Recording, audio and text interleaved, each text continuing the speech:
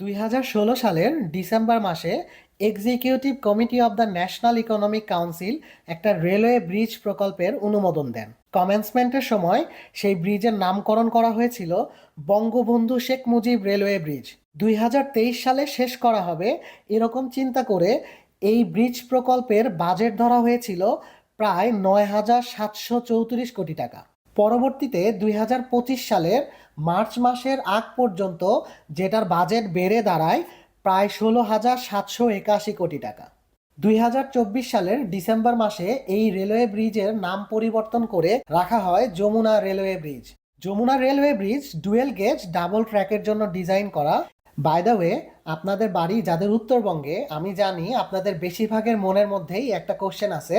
কোশ্চেনটা কি, এই রেলওয়ে ব্রিজের উপরে যে ইউটিলিটি পাইপ বা গ্যাস পাইপ গেছে এটা কেন স্ট্রেট যায় নাই?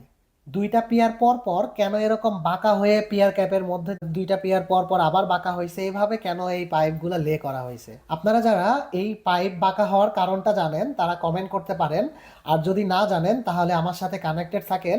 নেক্সট কোনো একটা ভিডিওতে চেষ্টা করব এক্সপ্লেইন করার পাইপগুলা কেন এরকম বাঁকা করে ডিজাইন করা হয়েছে। ধন্যবাদ সবাইকে। আসসালামু আলাইকুম।